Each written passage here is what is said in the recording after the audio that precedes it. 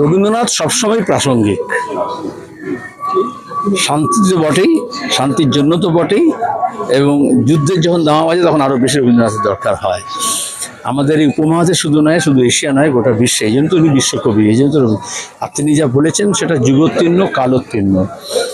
তাহলে এখন দাঁড়িয়ে যখন বসুধাকে খণ্ড ক্ষুদ্র করে ভাগ করার চেষ্টা করা হচ্ছে, আমরা বিজ্ঞাপনে হয়তো জোর করে বলতে পারি উচ্চজেতা শির, কিন্তু উচ্চশির তখনই থাকে যখন আমরা ঐক্যবদ্ধ থাকি, সমবেত থাকি, সমাবেশী থাকি। সেজন্য আজকে রবীন্দ্রনাথকে তার এই জন্মদিনে আমরা শ্রদ্ধাভক্তি জানাচ্ছি, তাই নয়, মানুষকে, মানবতাকে বাঁচানোর জন্য আবার রবীন্দ্রনাথের স্মরণ নিতে হচ্ছে। পাশাপাশি দেখা গেল যে গতকাল আবারও যেভাবে প্রত্যাঘাত হলো, কি বলবেন সেই পরিস্থিতিতে এখনো পর্যন্ত? আসলে এই আঘাত প্রত্যাঘাত এটা একটা ধারাবাহিকতা। এরকম যুদ্ধে কেউই জয়ী হয় না, আর আজকের বিশ্বে কেউ কারোর দেশ দখল করে নেয় না। তা যদি হতো তাহলে ইউক্রেন যুদ্ধ এতদিন ধরে দীর্ঘস্থায়ী হতো না, এবং রাশিয়া এবং ইউক্রেনের মধ্যে এই গোটা বিশ্ব বলতো যে শান্তির জন্য আলোচনা করো, তো তারপরে যুদ্ধ চলতে থাকতো। যুদ্ধ মানে ধ্বংসলীলা, এবং যত বেশি যুদ্ধ দামা বাজবে তত আরও জোর গলায় বলতে হবে যুদ্ধ কোনো সমস্যার সমাধান নয়।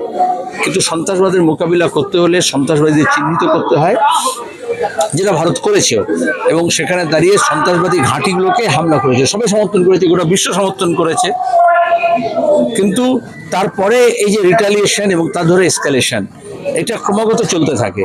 আর আমরা তো মিডিয়াতে দেখছি, গতকাল রাত্রে দেখা গেছে পাকিস্তানের মিডিয়া দেখলে ভারত জয় করে নিয়েছে, আর ভারতের মিডিয়া দেখলে দেখা পাকিস্তান জয় করে নিয়েছে।